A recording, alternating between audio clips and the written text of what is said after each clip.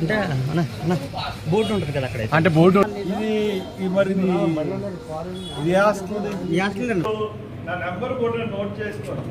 మీకు ఫుడ్ అంతా బాగానే ఉందా? అంత సౌకర్యంగా ఉందా? టిఫిన్ కానీ ఫుడ్ కానీ అన్ని బాగానే ఉన్నాయా? రామరాజు చిన్నయ్య నా నెంబర్ ఎంతంటే 9009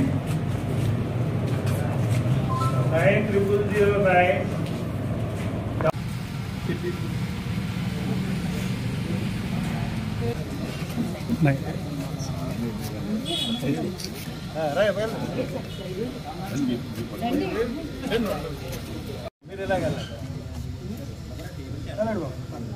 హాస్టల్ పిల్లలంటే మేము చాలామంది హాస్టల్లో చదువుకుని పైకి వెళ్ళిన ఐఏఎస్ ఆఫీసర్లు అందరూ ఈ శీతాకాలంలో మనకి చాలా చలిగా ఉంది ఈ ఇయర్, ఎప్పుడు లేను. సోషల్ వెల్ఫేర్ హాస్టల్లో ఇలాగా దుప్పట్లు మగ్గులు లేక ఒకే రూమ్లో పడుకున్న విద్యార్థులు అని చెప్పి ఒక ఫోటో వేశారు. అది చూడగానే కొంచెం మనసు చలించినట్టు అయింది. అది ఒక 2 రోజులు అయింది వేసి.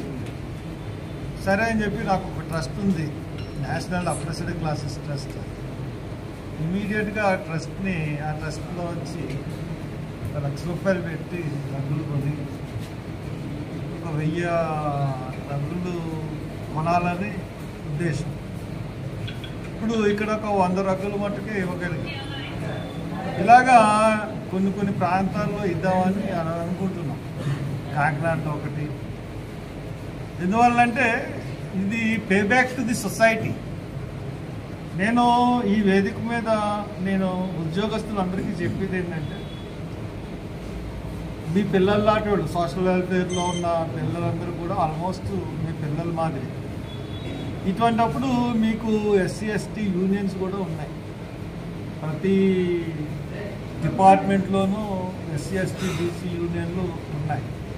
ఇక్కడ బీసీ హాస్టల్స్ ఉన్నాయి, ఎస్సీస్ ఉన్నారు, ఎకనామికల్లీ పూర్ కూడా ఉన్నారు, ఫార్వర్డ్ కాస్ట్లో ఉన్నారు. ఇటువంటి పరిస్థితుల్లో మీరు కూడా ప్రభుత్వందే బాధ్యత అనుకోకుండా, అసలు ఈ రగ్గులకి బడ్జెట్ ఉందో లేదో తెలియదు. ఈ దౌర్భాగ్యపు గవర్నమెంట్లో ఏంటంటే ఇప్పుడు దాకా ఒక హాస్టల్స్ కానీ ఫీజు రీఎంబర్స్మెంట్ కానీ హాస్టల్ ఖర్చులు కానీ ఎవరికి కూడా ఇటువంటి డబ్బులు కూడా సోషల్ వెల్ఫేర్ నుంచి రాలేదు.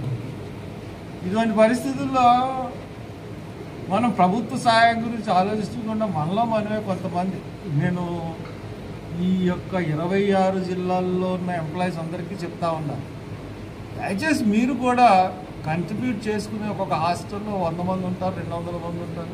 ఒక టౌన్లో మా అయితే 500-600 మంది ఉంటారు.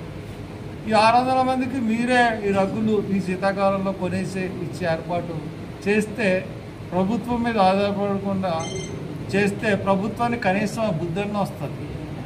ఎందువల్లంటే పిఠాపురంలో రావడానికి పవన్ కళ్యాణ్ గారు ఇక్కడ ఉన్నారు, ఇక్కడ పోటీ చేశారన్న ఉద్దేశంతో మటుకు రాలేదు.